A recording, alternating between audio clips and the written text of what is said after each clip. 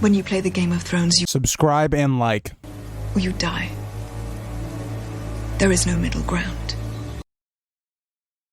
Alright, hello YouTube, welcome back to the Grease Comedy YouTube channel. Today's video is going to be a video that was suggested a while ago, and we haven't done many what-ifs relatively in the past couple of months, so I decided we'd do this one. I thought it was a very interesting concept, and ties into a lot of the content that I had been doing at the time, which was kind of the Maesters, and some of the odd things that they had been doing to the point, and one of the topics was Summerhall.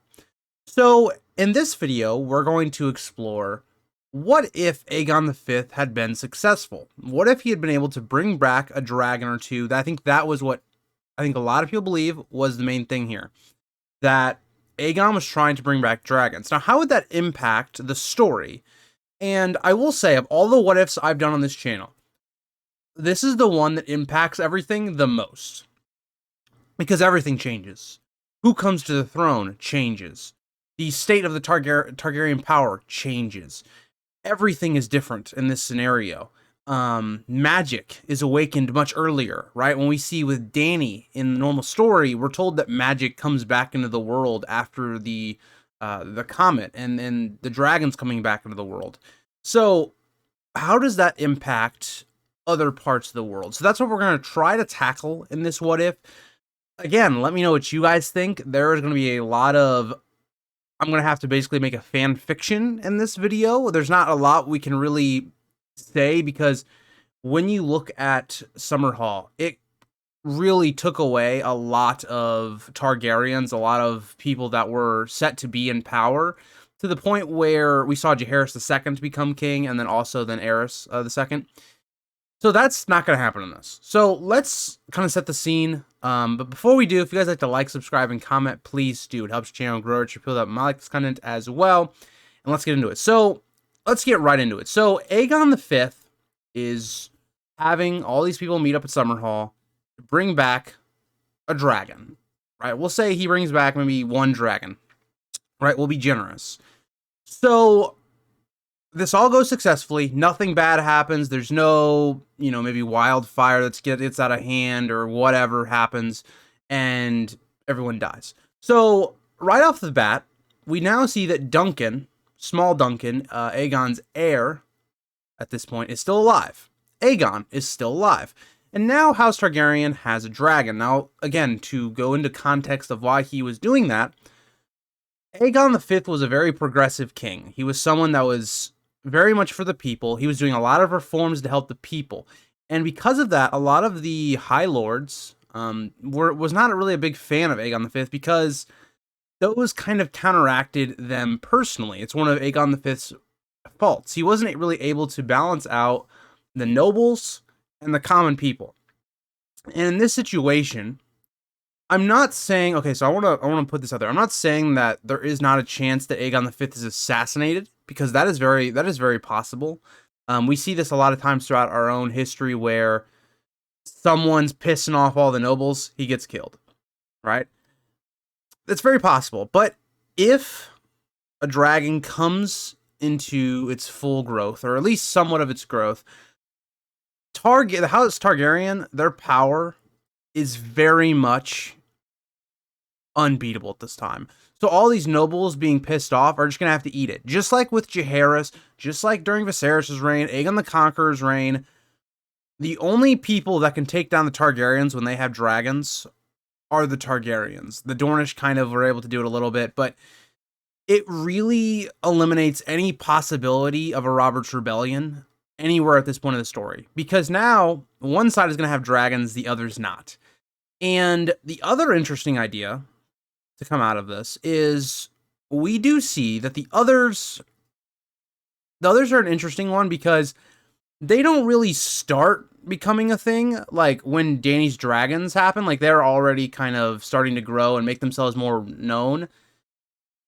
But does the prompting of fire being reborn prompt the others to attack a little early? Like, do they start their stuff?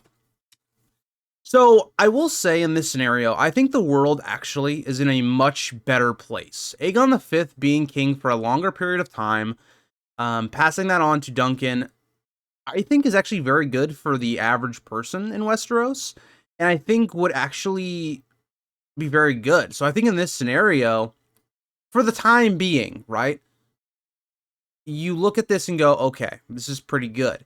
Now, I will say the issue we're going to run into is at some point we're just going to see another Dance of the Dragons. So this is now going to be assuming that magic is now being brought back into the world so that Aegon the Fifth, whatever dragon he brings back, whatever he names it, is going to be able to then start producing eggs on its own. We know the dragons don't need like 2 different dragons. This dragon would probably be able to produce clutches of eggs, which would then, you would assume that in this point, the dragons would get repopulated into the world. Hopefully, you would think that the dragons then would stay in the family, or that they wouldn't, give them to anybody else. So the only real idea here that I can see that eventually could maybe lead to a conflict is if the Targaryen family has, again, some other power struggle for the throne. Now, I think the Targaryens even getting close to coming out of power would be prolonged significantly. A lot of things would be different, and that's why this is kind of a fanfic, is because I can't really predict when that would happen. Because if you're thinking about, oh, well, maybe this would happen when Aerys II and then Rhaegar, because we know there was some idea here that Rhaegar was plotting to overthrow his father, that wouldn't really happen because Aerys would never become king, you would think, in this little scenario. Because again, the reason he becomes king is Jaehaerys II becomes king, and then that kind of passes down to Aerys II. That just really probably wouldn't happen in this scenario. So, again, a lot of ideas. So then the next idea is, okay, well, if the kingdoms are more or less united behind Aegon V, and the others do come, what happens there? Because in A Song of Ice and Fire, we're assuming something's going to bring down the wall. So whether you believe that's the Horn of Winter or this or that, somehow the others have to get through the wall, right? In this scenario, that's not going to happen. The Horn of Winter hasn't been discovered. So likely, if Aegon was going to have the Targaryen power and the rest of the world defend against these others, let's even go into the idea that there was this prophecy from Aegon the Conqueror through the dagger and it's been passed on. Let's say Aegon the Fifth even knows that. Maybe that's even more motivation as to why he got the dragons or wanted to bring them back so badly.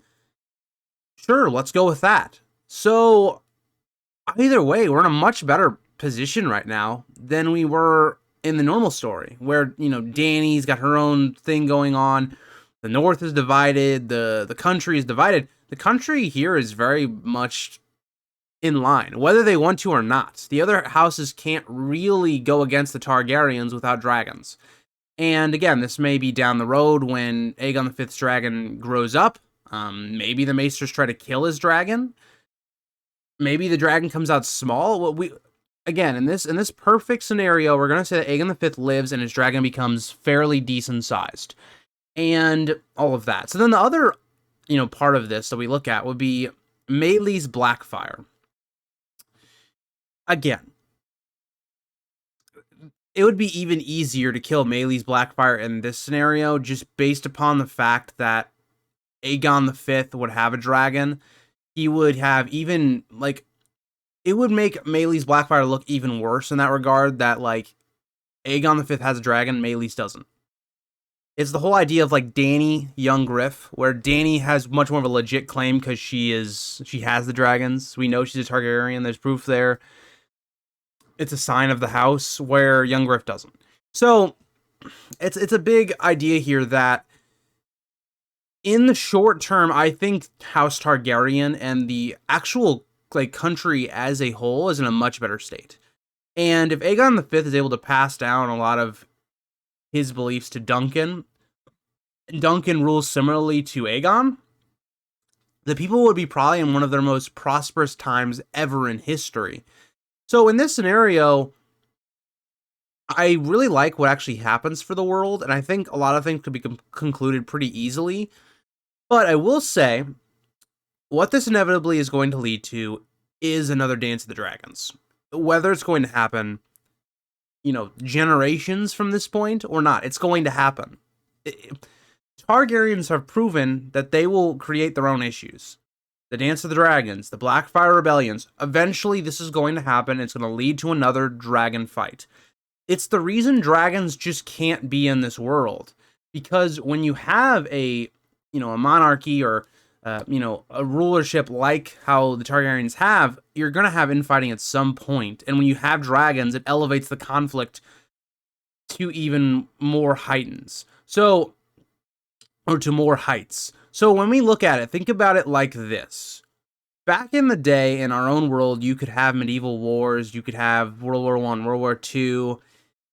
It's like when you add in the element of the nukes, it just enhances the entire conflict because you can do one little, bomb and bam, the whole city's wiped out.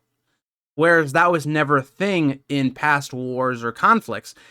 That's basically what we have here. Where you see like the War of the Five Kings, right? It's a conflict that spans the entire country. There's sieges, battles. That wouldn't really happen with the dragons. The dragons, you could take out an entire castle, right? That's what makes the Dance of the Dragons such an interesting conflict to study, is how, if you look at the Riverlands, right? How, for instance, Aemond was basically going around just destroying whole cities or towns that supported the Blacks. That's kind of what you would see eventually. So short term, good. Long term, not so good in this scenario. But I hope you guys enjoyed it. That's all I really had to talk about. I know maybe you could go further with this, but I don't want to go too much because we're going off of really my own timeline. It's hard to really pinpoint when something would happen or when that would happen. But I hope you guys all enjoyed the video. Let me know if I missed anything. Let me know if you guys liked the video. And I will see you guys all in the next one. Bye, guys.